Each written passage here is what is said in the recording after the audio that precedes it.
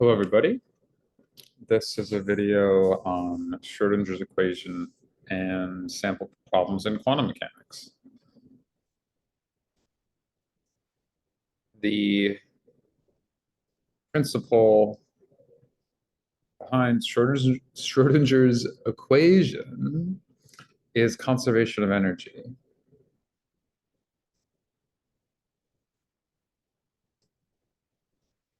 Energy is more fundamental than almost anything in the universe. Energy and momentum are as well. Remembering that kinetic energy, remember, it's just one form of energy, is p squared over 2m, and that energy total is conserved. Kinetic energy plus potential energy, or potential energy plus kinetic, however you want to write it. I'm going to write it like this. This is E total. So for a free particle, potential energy is 0 or constant.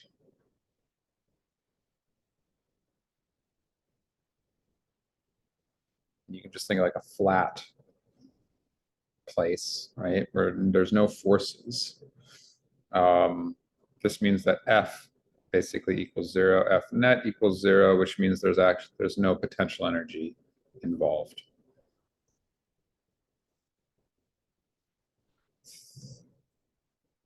So Schrodinger's equation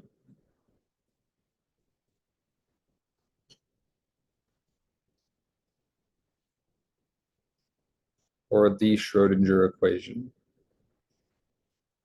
is how this applies to wave functions. So this is true no matter what. Classical, quantum, atomic particle, galaxy, doesn't matter. This is true. This is a fundamental piece of reality, which is a deeper window we can go into, but for now we can just accept that it is and marvel at that and think about that. It's kind of cool. Either way, Schrodinger's equation applies conservation of energy to wave functions.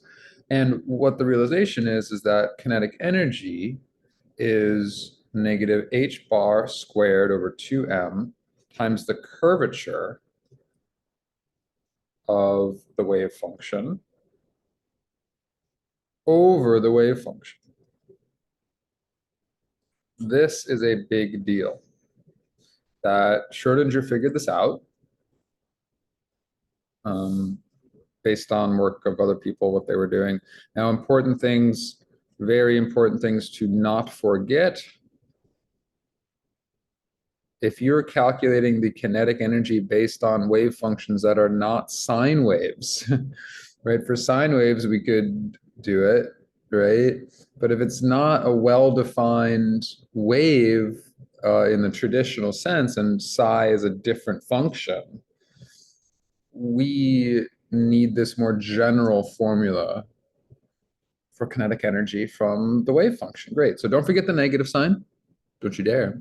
And don't forget to divide by psi for kinetic energy. So there's two ways you can write Schrodinger's equation. There's actually lots of ways you can write it just by moving these around.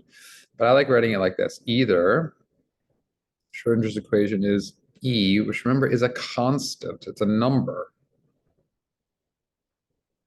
That's a big deal. This is just a number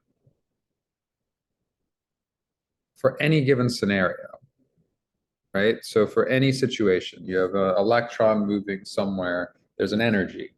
Now in a different scenario, there's going to be a different energy. So each scenario has a different energy, but in that scenario, energy is constant. Times the wave function equals potential energy, which is a formula. This is a function. And you already know some potential energy formulas as functions of distance that we've done in this class. We're going to revisit some of them and look at what psi is for those. What is the wave function that corresponds to those? Because remember, the wave function gives us the probability, right?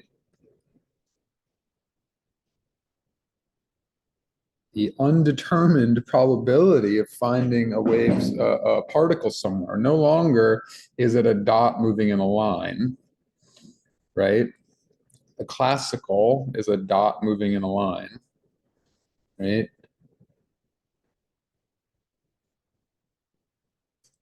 I have a mass moving at a speed v. I know everything. It's certain. No longer are we in that world, right? F equals ma tells me where it is at every point. I can know where it is. Here we don't have that. We have probability, where now the wave function contains the information and describes the probability of where the particle can be. So we do a function, potential energy, times psi of x equals, minus h bar squared over 2m. Don't forget to square the h bar as well. Maybe that's also very important. Times the curvature of psi. Now we can write the curvature a few different ways. This is one way to write it. I'm going to do like this just for shorthand. This is the curvature. What does curvature mean? Well, this is more curved. This is less curved. All right, so this has more kinetic energy.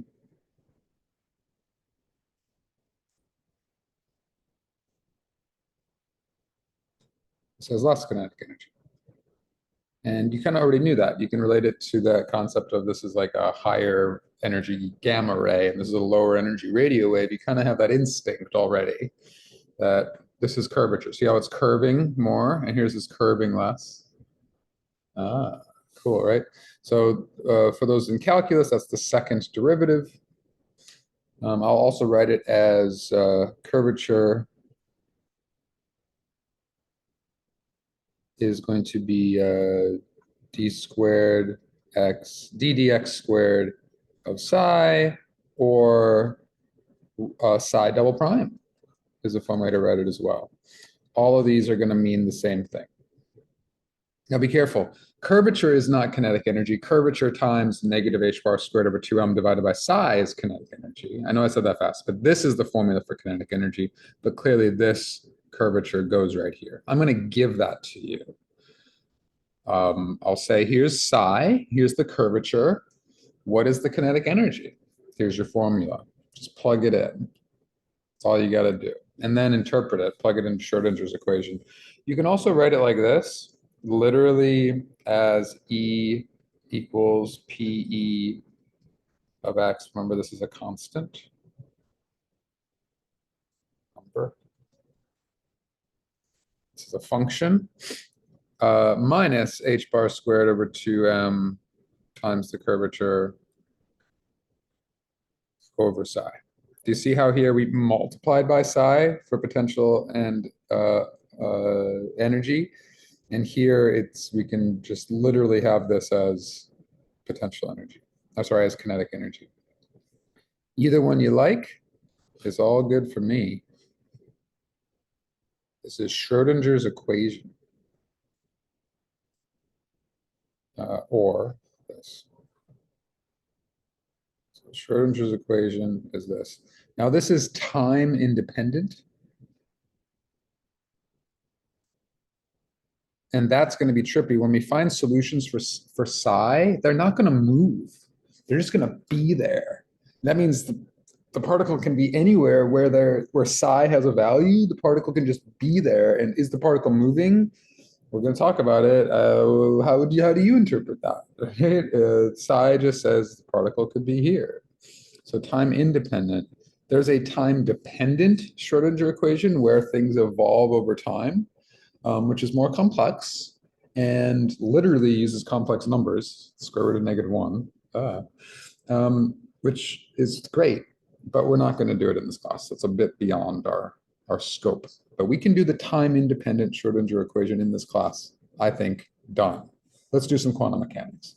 So some possible solutions.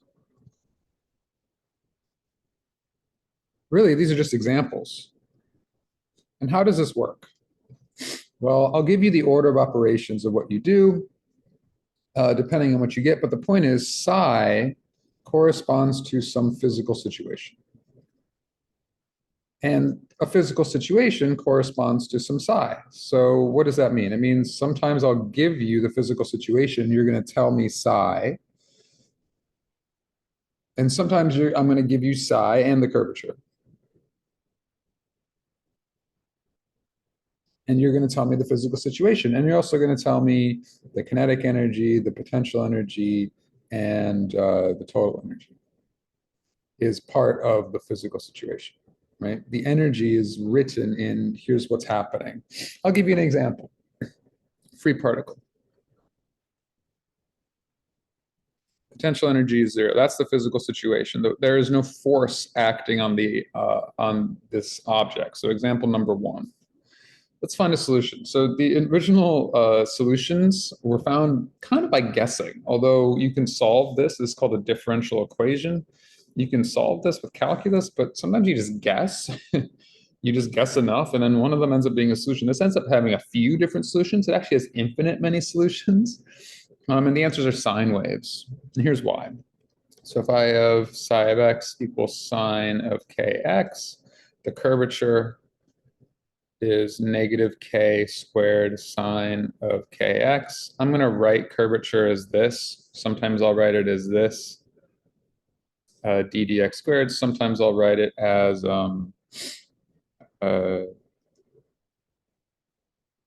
literally the word curvature.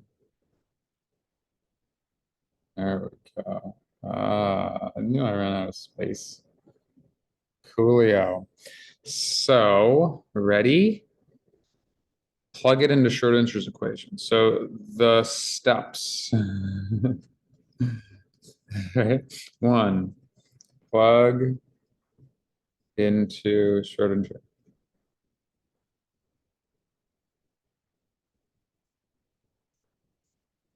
Two, solve. Oh, two. I mean, so two really should be cancel. Cancel and simplify. That is essential. All right, doing some algebra, canceling and simplifying. Typically, psi will always cancel. Psi of x will drop out. One of the whole points of Schrodinger's equation, the solutions typically are where the second derivative, the curvature, is, notice that this is negative k squared times the original function. Right? See what I'm getting at? So when we plug it into Schrodinger's equation, it ends up dropping out. And all the solutions we're going to do in this class, I believe all of them, it'll drop out at least somewhat. It'll drop out entirely, and what will be left over tells us the answer. What will be left over will be different every time, though. And then what you do is you solve for potential energy. That's what you want to solve for, keeping in mind that E is constant. And then you can interpret. The physical.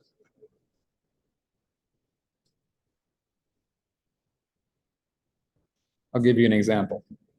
Psi is sine kx. Here's the curvature. Great. Plug into Schrodinger's equation. So I get, I'm going to do it, the first one, E times sine of kx equals potential energy of x, which we don't know, times the sine of kx, because that's psi. Psi of x is sine of kx. Minus h bar squared over 2m times the curvature negative k squared sine of kx. Now we don't divide by psi here, careful, I don't mean to confuse you. Straight up kinetic energy we do, but in the equation you don't unless you write it like this. So please don't confuse yourselves.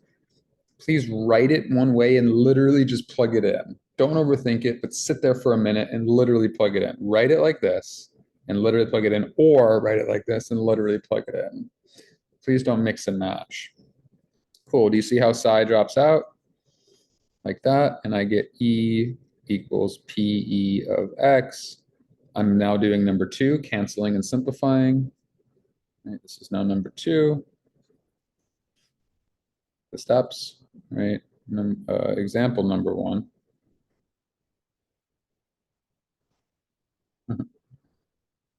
Right, but this is step one, step two.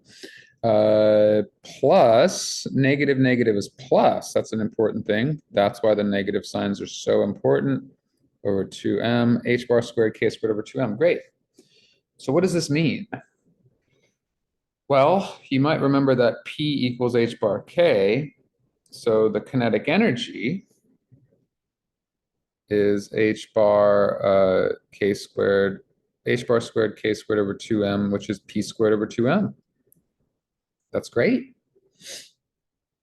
And you might know that this is the momentum of a free particle, right? And indeed, that's the case. And so potential energy is going to be solve for potential energy E minus h bar squared k squared over 2m. And they might say, now what do I do? E is constant. That's the big deal. Please write these steps down. E is constant. Follow every word in them, right? Solve for P potential energy. E is constant. Then look for X. Say, look for X. Is there an X? No. So this is constant. Which means potential energy is constant. And what does potential energy constant mean? So interpret the physical meaning. This means free particle. All right. So maybe we shouldn't have assumed this. You just say, what is this? Right? This is, or sorry, I say, or PE is constant. And if PE equals 0 here, then E is this, which is what we just did. Your last homework. You did E equals this if PE equals 0, the energy is this kinetic energy value, which is P squared over 2m. That's what you just did in the last homework. Works for Schrodinger's equation. That's it. Step 2. So pause that, let that make sense. That's a good step 1. Example 2. Psi of x equals e to the negative, I'm going to do k again, kx. Here k is still a constant, but it might not mean wave number, so I'm hesitant to use it. I'm going to stick with it. Although I'm tempted to change it, actually. I'm going to change it to a because I don't want it to be confused with wave number. It's just a constant in this formula, e to the negative kx. You guys know e now as the number. You learn in mathematics, 2.71, et cetera, et cetera, et cetera. Let's do this one.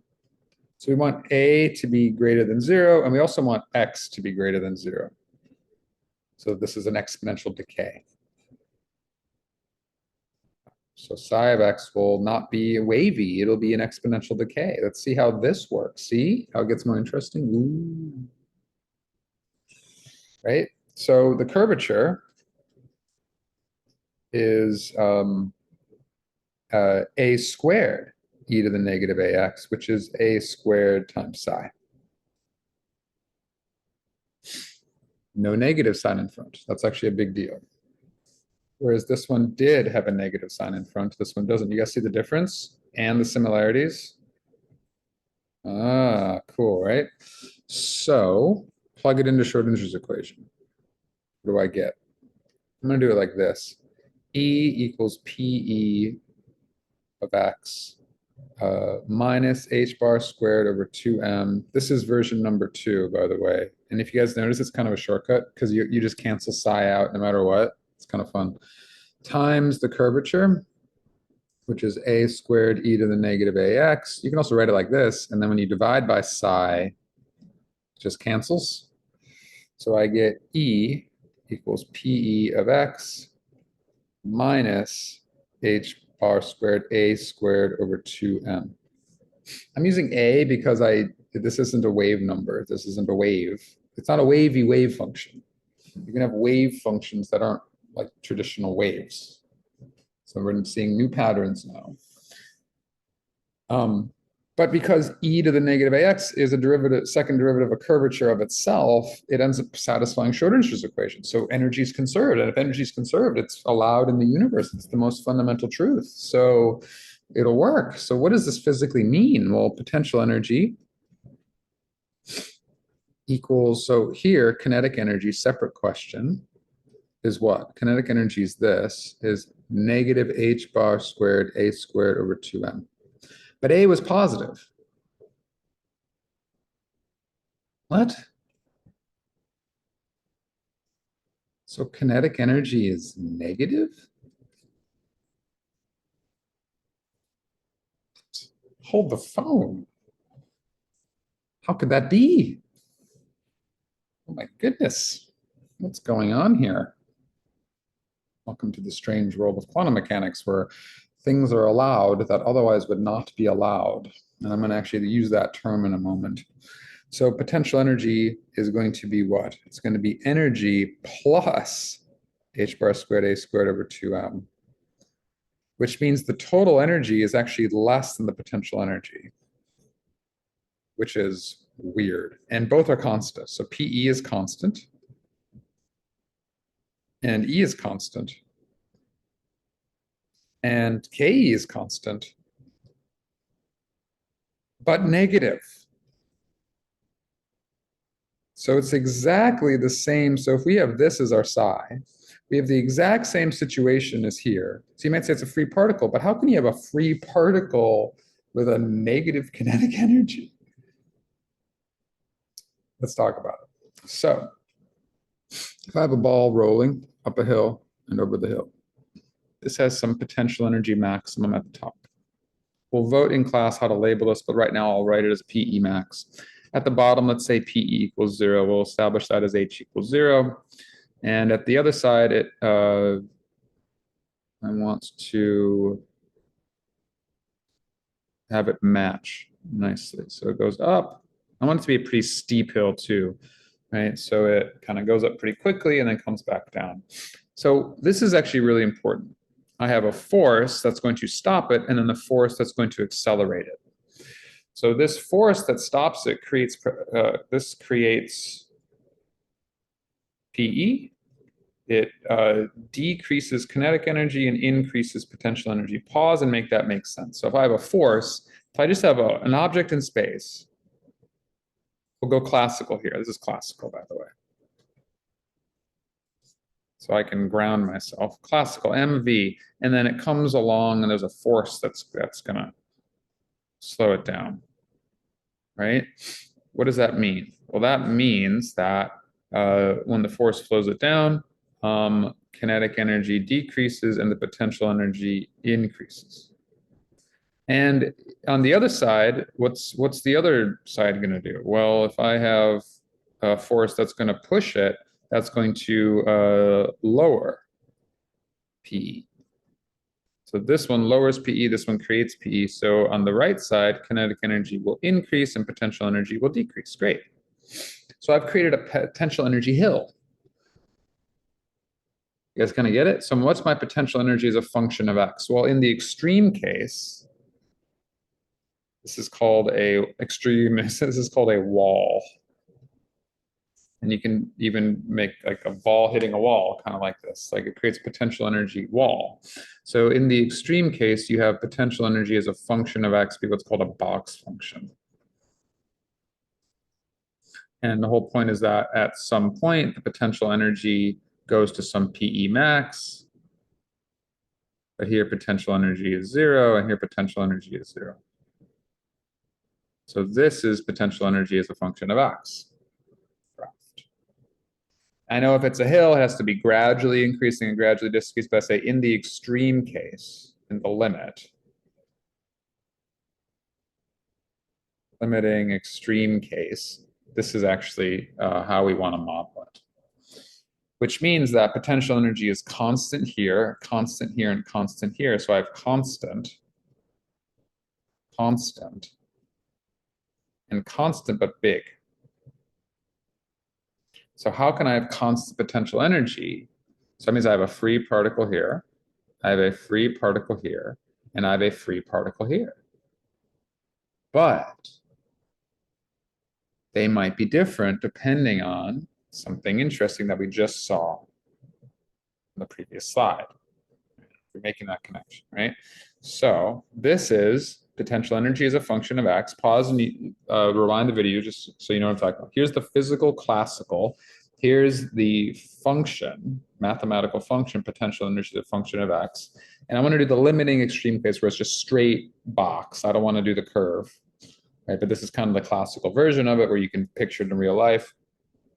You can picture a particle suddenly hitting a force field, and then the force uh, over here starts to then point the other way, which is going to increase kinetic energy and decrease potentially, and then suddenly goes away. So it suddenly appears and then suddenly goes away, and then this suddenly appears and then suddenly goes away. So it's sudden. Be slower. So in our classical worldview, at the bottom, it has some kinetic energy, and we say potential energy is zero. And eventually, somewhere, right, PE max, if KE max is less than PE max, can it make it to the top of the hill? No, right? It will stop, turn around, and go back. And kinetic energy total will always be greater than or equal to zero. It'll stop, meaning once the kinetic energy runs out, maybe here, I said, if it doesn't have enough energy to make it to the top of the hill, this is the if. If it doesn't have enough energy to make it to the top of the hill, it'll stop. Kinetic energy is zero. It'll stop, turn around, and then start to come back. So it'll go up, stop, turn around, and come back. You think that's happening in the quantum world? Yikes. So the point is, in the classical world, kinetic energy cannot be negative, right? That's called the forbidden region. So this region here is forbidden. I love that word. You are forbidden from going here. And that's literally what's the case, how the classical world view, the classical model. Remember, these are models. If we model it like this, where 1/2 mv squared equals mgh, you can solve for the maximum height that this can go. And that's it. It can't go any higher. If I throw a ball up, it'll go to a certain height, turn around and come back. It won't go any higher. If I try to skateboard up a hill or roll the ball up a hill and I don't have enough speed, it stops at the same point every time, ignoring friction and all these other things, right? If I take into account everything, it stops at the same point every time and will come back. It will never make it to the top of the hill.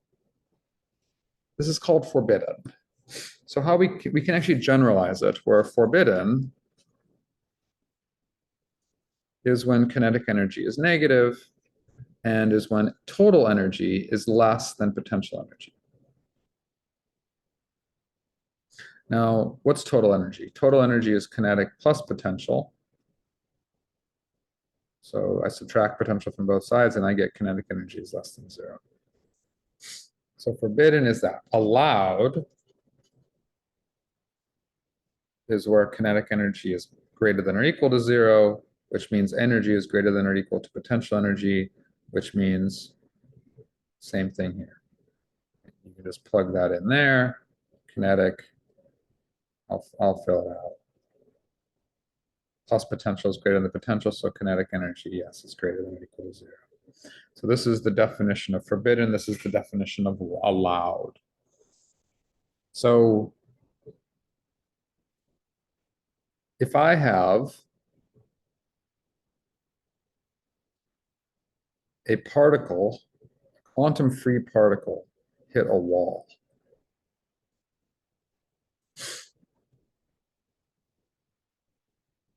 max, PE0, PE0,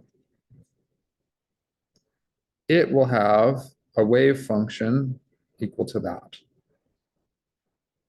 Here, it'll be this, or many of the other hundreds of solutions for a free particle, which is sum of sine waves. Remember, e to the I, kx is a solution, right? There's plenty of solutions to a free particle of potential energy zero. This is just the one I'll choose for simplicity. And here, we're back to sine of kx again. And it's going to be the same k. It'll just be a lower amplitude over here, because notice that this reduces the amplitude. So what happens is, on the right side, it's the same energy, but it's a lower amplitude. And what does lower amplitude mean? Well, if I do this, it means lower probability.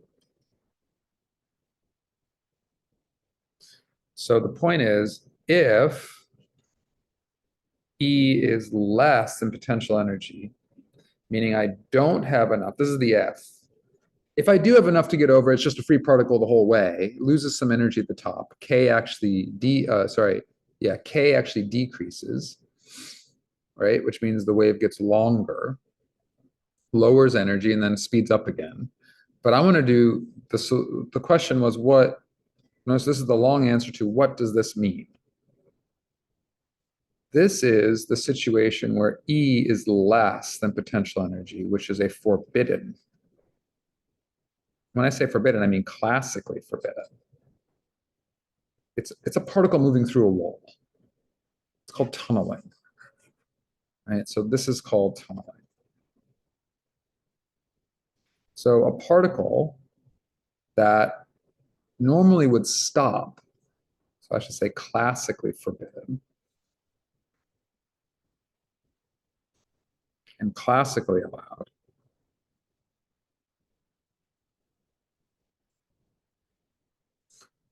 that normally would stop, turn around and go back the other way, is now a wave function. So it exists at all points in space over here, and it actually exists exponentially decaying probability through the hill, literally through the hill. Or if you throw a ball upward, it'll literally maybe be slightly above the normal point that it would stop with an exponential decay of probability. And then, so there's just a lower probability over here, but the same, maybe I should draw this more accurately, where this is a bigger wave, but the same value of k, like that. So psi of x then decreases, and then same energy.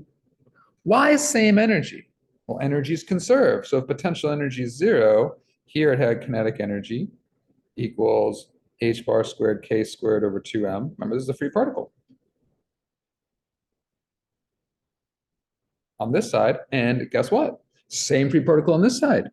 Kinetic energy is or energy total is conserved. So if potential energy is zero once again, that kinetic energy has to come back for energy to be conserved. Conservation of energy dominates everything in the universe. So same energy on both sides. So if E is less than PE, there is a more than zero probability that the particle can, one, go through the wall, or exists. It exists on the other side of the wall, exists within the wall, or hill, or forbidden region, and exists beyond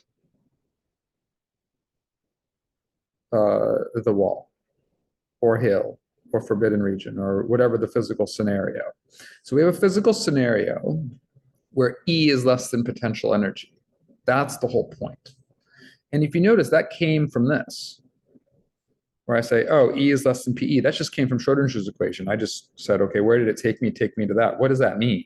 It means that I'm going into a classically forbidden region that is not allowed in our macro physics one worldview, but is allowed in the quantum wave function worldview.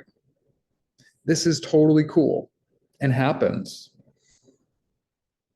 Things go through things. because the wave function just takes an exponential decay. So the probability is a lot lower, but it's not zero. Oh, goodness. Right? Exists beyond, within wall or beyond the wall. And also, um, the particle can have negative kinetic energy.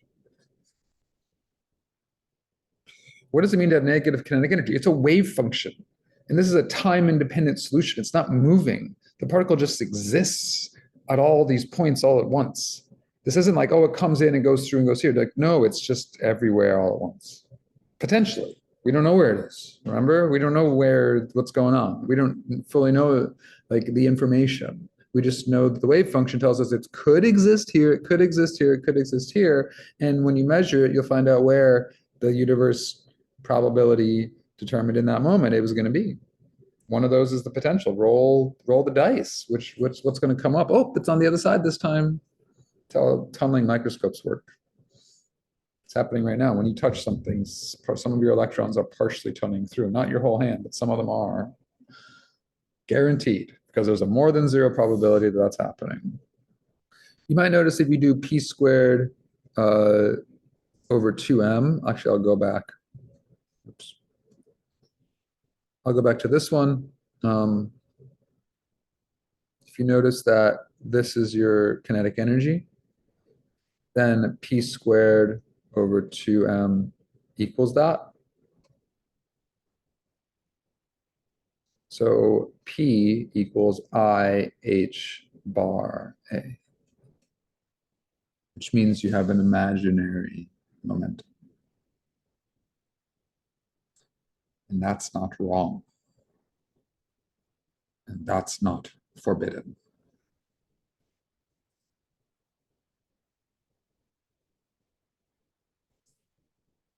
I hope you enjoyed.